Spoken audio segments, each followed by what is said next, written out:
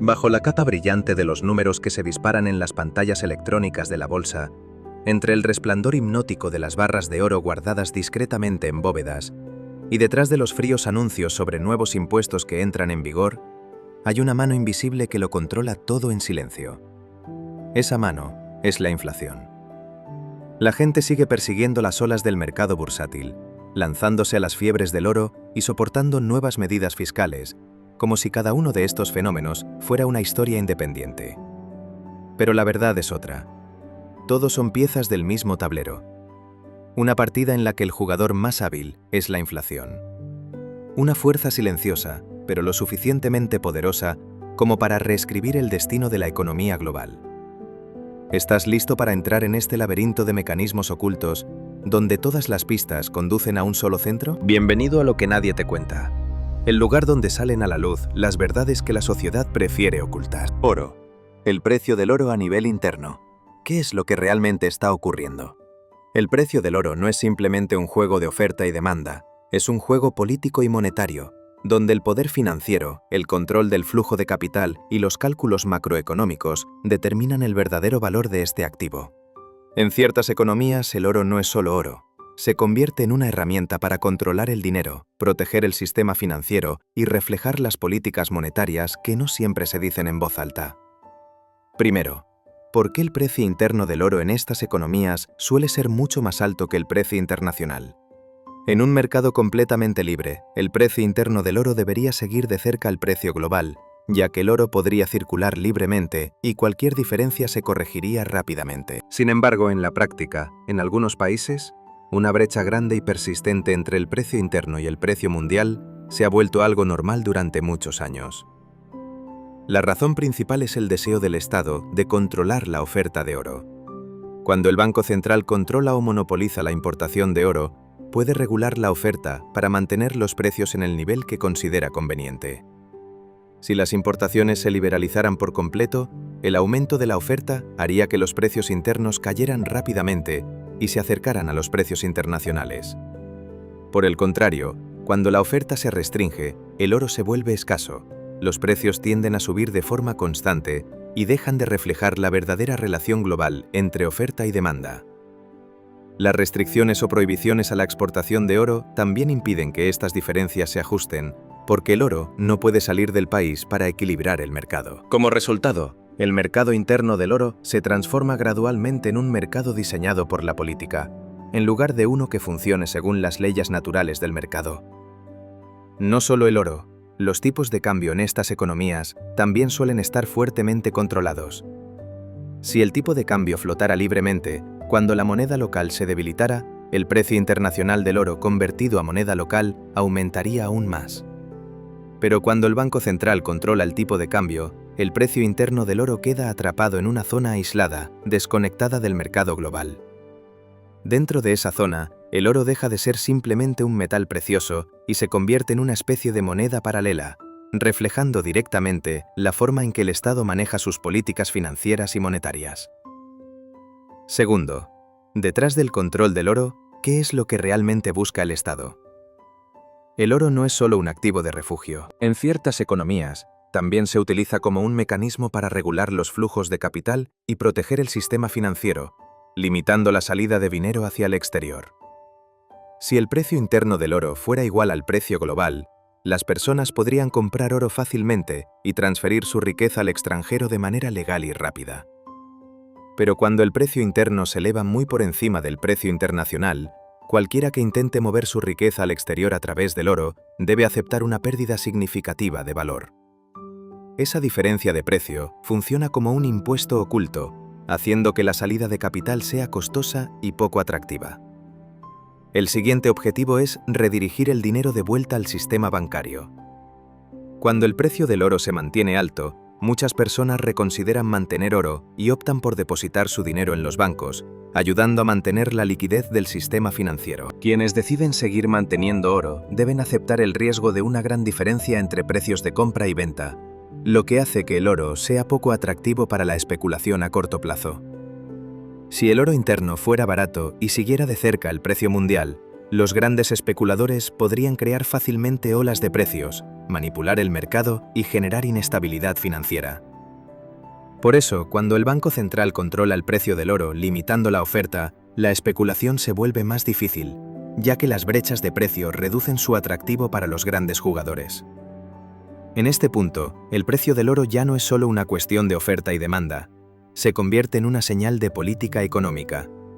Cada vez que el precio interno del oro sube de forma anormal frente al precio internacional, suele ser una señal de que la política monetaria está entrando en una fase de transición, especialmente cuando se inyecta más dinero en la economía. Eso es relajación monetaria. Cuando los gobiernos quieren estimular la economía, aumentan la emisión de dinero, bajan las tasas de interés, debilitan la moneda local y la gente empieza a volcar su dinero en el oro. El precio del oro sube con fuerza por el miedo a la inflación. Además, los programas de reestructuración administrativa y de reorientación económica también pueden cambiar los flujos de capital. Cuando el dinero se dirige del oro hacia bienes raíces, acciones o proyectos de inversión pública, el precio del oro tiende a estabilizarse o a ajustarse ligeramente. Por el contrario, si la reestructuración es lenta o ineficaz, el precio del oro puede mantenerse alto o incluso seguir subiendo. Durante los periodos en los que una economía está ajustando su estrategia financiera general, el precio del oro puede aumentar con fuerza mientras el Banco Central no interviene de manera agresiva. Esto sugiere que las autoridades pueden estar permitiendo que el precio del oro refleje una etapa de transición económica. Si el Banco Central realmente quisiera bajar el precio del oro, podría relajar las importaciones para romper la brecha de precios. Pero mientras eso no ocurra, la pregunta es, ¿qué viene después? Primer escenario. Si la política de inyección de dinero continúa, la liquidez seguirá aumentando, crecerá el miedo a la inflación y el precio del oro seguirá subiendo. Si las tasas de interés siguen bajando, el dinero fluirá con más fuerza hacia el oro, creando una nueva ola de aumentos. Segundo escenario. Si el Banco Central quiere enfriar el precio del oro, basta con flexibilizar la política de importación. Cuando se amplían los derechos de importación, la oferta aumenta y la brecha de precios se reduce rápidamente. Sin embargo, esta opción siempre conlleva riesgos. Si entra demasiado oro, el dinero puede salir del sistema bancario, reduciendo la liquidez y generando inestabilidad financiera. Tercer escenario. Si la economía se recupera de verdad, el precio del oro se ajustará gradualmente por sí solo. Cuando el capital regresa a bienes raíces, acciones y actividades productivas, el oro pierde su atractivo. Pero este proceso lleva tiempo, y si la recuperación es lenta, el precio del oro puede mantenerse elevado durante un periodo prolongado. En resumen, el oro no es un juego para principiantes. El precio interno del oro no está determinado únicamente por el mercado, sino que está profundamente influenciado por la política monetaria, la política fiscal y los mecanismos estatales de control del flujo de capital. Por ello, la diferencia entre el precio interno y el precio internacional del oro se convierte en una herramienta económica y política implícita, que permite a los gobiernos regular los flujos de capital, controlar los mercados y proteger el sistema financiero. La inyección de dinero para estimular la economía, así como el endurecimiento o la flexibilización de las importaciones de oro, pueden cambiar por completo el panorama. Pero los bancos centrales siempre conservan la posición dominante en este juego. Cuando entiendes esto, dejas de ver el precio del oro como un simple número y comienzas a verlo como un espejo que refleja lo que realmente está ocurriendo dentro de una economía. Con los impuestos ocurre lo mismo. Los impuestos son un arte de alto nivel que solo unos pocos comprenden de verdad. No son únicamente una forma de recaudar dinero, sino un mecanismo para dirigir el comportamiento financiero de toda la sociedad. No siempre es necesario imponer prohibiciones rígidas. Basta con ajustar ligeramente algunos números en las tablas fiscales, aumentar o aliviar la presión en ciertos sectores para que el flujo de dinero y la mentalidad de cientos de millones de personas cambien automáticamente. Cuando se reducen los impuestos en un sector, el capital fluye rápidamente hacia él. Cuando los impuestos aumentan, el dinero se retira, dejando atrás sectores restringidos. Reducir los impuestos a la vivienda puede inflar el mercado inmobiliario. Aumentar los impuestos al consumo puede hacer que las personas ajusten sus hábitos de gasto. El resultado es que el dinero se mueve casi por instinto, como una multitud guiada por señales invisibles. En términos generales, los impuestos son la herramienta principal para dirigir el flujo de capital en toda la sociedad. Cuando demasiado dinero permanece en manos del público, los precios suben y aparece la inflación. Cuando el capital se concentra en exceso en activos como bienes raíces o acciones, se forman burbujas. Cuando el dinero cruza fronteras, se convierte en divisas extranjeras o se invierte en el exterior, el sistema financiero interno enfrenta el riesgo de perder el control.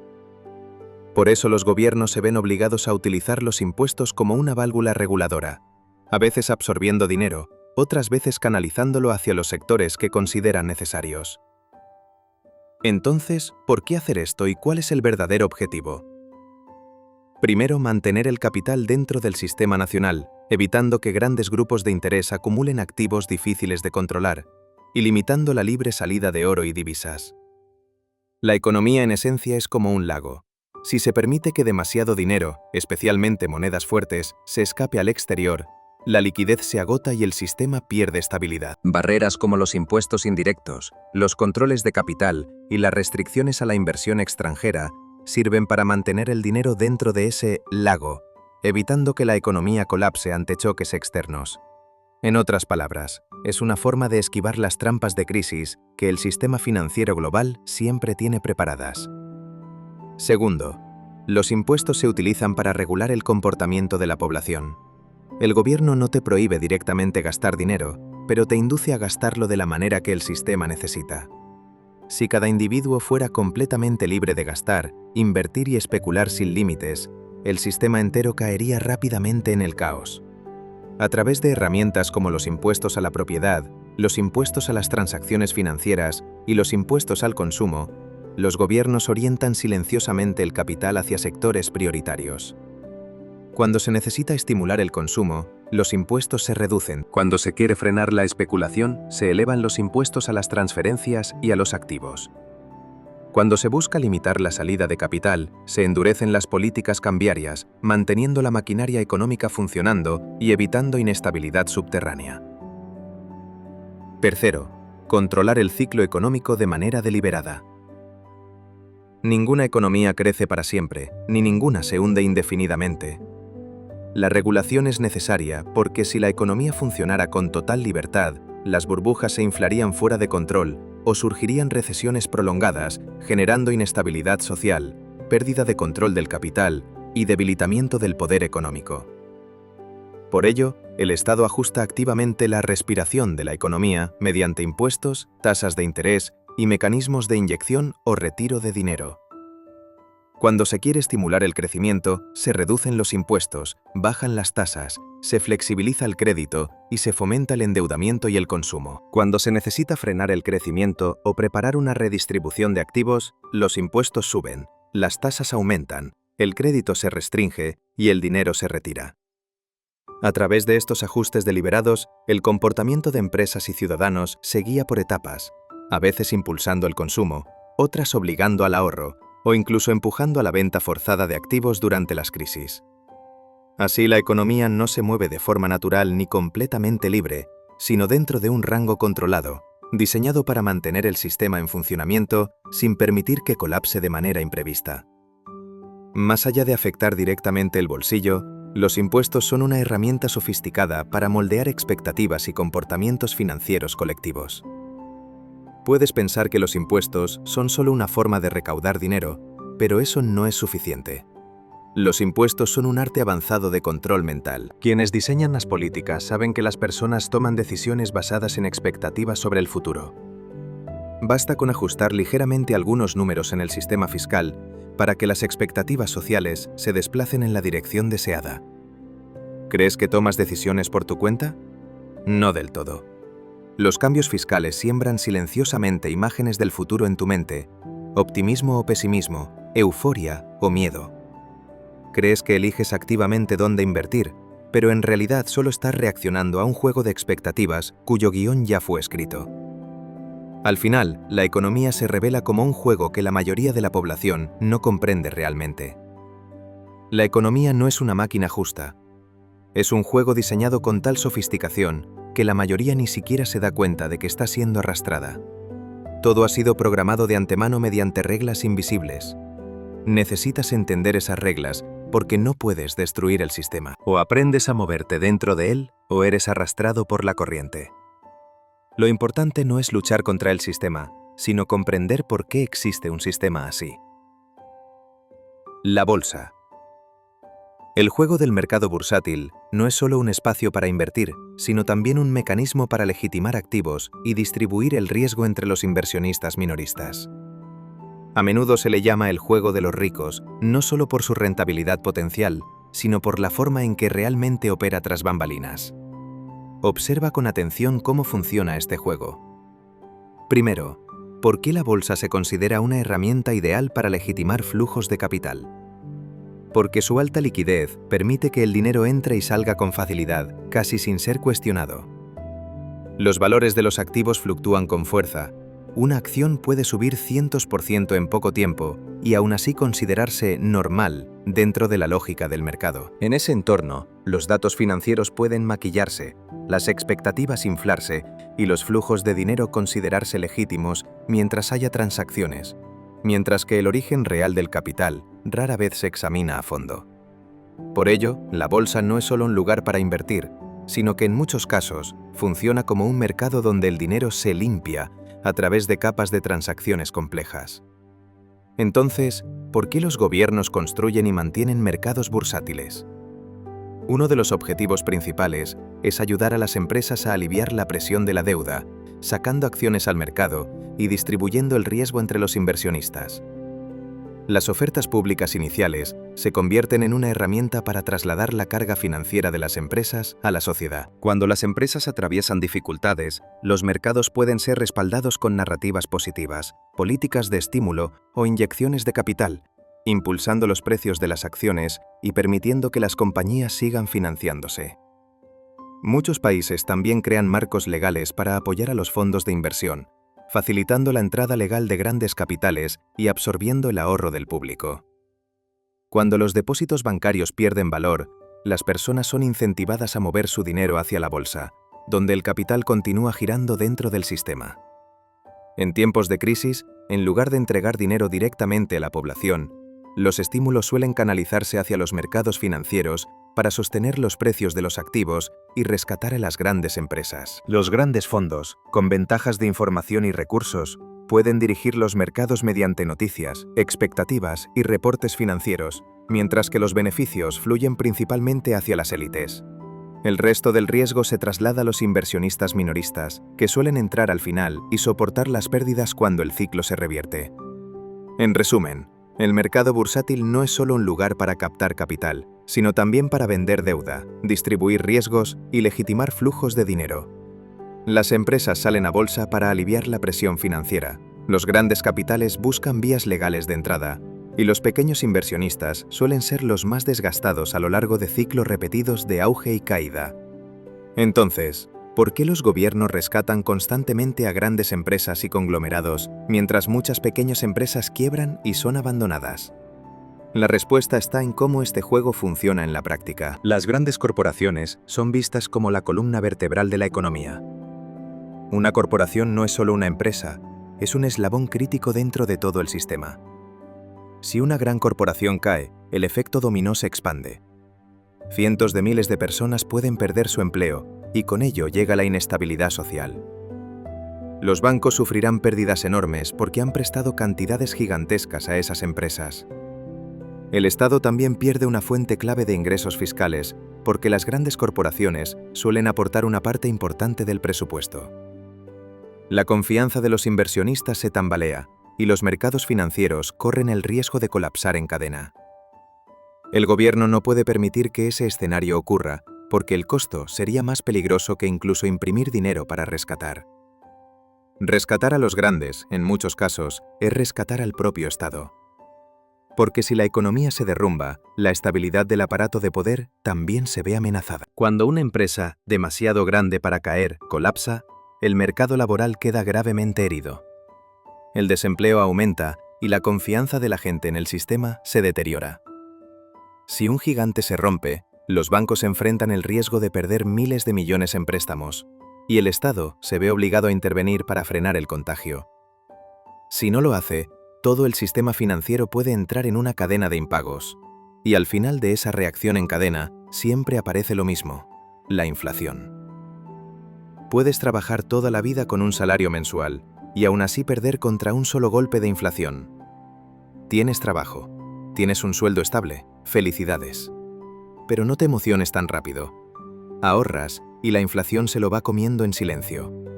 Compras una casa y el banco calcula intereses para que cargues con deuda durante años, incluso toda la vida. Inviertes y siempre hay alguien esperando el momento de ganar cuando tú caes en la trampa. Entonces, ¿de verdad te estás haciendo más rico? ¿O solo te están drenando legalmente? ¿Duele? Todavía no. Por eso, cuando aún eres pobre, no te apresures a lastimar a los demás. ¿Con qué dinero vas a sanar? En muchos casos, las empresas solo necesitan ganancias, no necesariamente ética. Si crees que con hacer bien tu trabajo la empresa te va a valorar, quizá estás siendo demasiado optimista. Eres solo un número en la hoja de cálculo de recursos humanos. Te gritan todos los días. Cargas presión todos los días. Si renuncias, la empresa casi no pierde nada. Si haces horas extras sin quejarte, se ahorran contratar a alguien más. Trabajas 10 años y tu salario puede que ni suba mucho, porque siempre habrá alguien nuevo dispuesto a hacerlo más barato. Entonces, ¿estás construyendo tu carrera o ayudando a tu jefe a cambiar de coche cada año? La razón es simple. Las empresas prefieren empleados obedientes porque son fáciles de controlar y fáciles de exprimir. Con sueldo bajo y la cabeza agachada, con miedo a perder el trabajo, sin atreverse a cambiar. Haces lo que te dicen sin preguntar mucho, sin exigir, sin causar problemas. Haces horas extras sin quejarte, aguantas recortes de bonos, reduces costos de personal. No te metes en temas grandes, solo haces tu parte. Y lo que más le gusta a la empresa es el empleado que nunca pregunta por ingresos y utilidades. La conclusión es muy simple. Trabajo no falta. Lo que falta es gente dispuesta a trabajar barato. Si tú no corres, alguien más correrá más rápido. A la sociedad no le importa cuánto te cansas o cuánta presión tienes. Solo le importa si todavía cumples con lo que te exigen. Si no te desarrollas por iniciativa propia, el mercado laboral te va a desechar. Si tú no trabajas, siempre habrá millones afuera, listos para reemplazarte. Pero si sabes cómo aumentar tu valor, tú serás quien elija y no quien sea reemplazado. Todos los mercados funcionan por ciclos. Suben hasta un pico, luego caen hasta un fondo, y ese patrón se repite una y otra vez. Si no entiendes el ciclo, vas a comprar en la cima y vender en el fondo. Mientras tanto, la inflación seguirá drenándote en silencio. Trabajas toda la vida y aún así no levantas la cabeza. El salario sube lento, mientras el precio de la vivienda se dispara. Cuanto más ahorras, más pierde valor tu dinero y los activos reales se alejan cada vez más. Te rompes la espalda 20 años para comprar una casa. El banco solo necesita unos segundos para quitártela si te atrasas con un pago. Y al final, ¿quién es el verdadero dueño? Tú trabajas duro, pero quien cambia de coche cada año es tu jefe. Tu esfuerzo hace crecer a la empresa, pero ¿a qué bolsillo se va la ganancia? Inviertes con la esperanza de hacerte rico, pero los ricos siempre son los que venden antes que tú. Cuando las buenas noticias ya están por todas partes, normalmente es porque los tiburones ya salieron en silencio. El dinero en esencia es deuda. Cuanto más trabajas, más grande se vuelve tu carga de deuda. Y la inflación es la herramienta que asegura que escapar de ese ciclo sea difícil. Los bancos no crean dinero de forma directa. Ellos controlan el juego. Tú depositas una cantidad pequeña. Ellos pueden prestarle a otros muchas veces esa cantidad. Tú te rompes la espalda pagando y ellos cobran intereses con regularidad. Si no quieres convertirte en presa, no te enfoques solo en ganar un poco más. Entiende cómo funciona el juego. Si el episodio de hoy te dejó algo para reflexionar, regálanos un like, compártelo y suscríbete a Lo que nadie te cuenta para seguir este camino juntos. Y ahora sí, me despido. Nos vemos en el próximo episodio.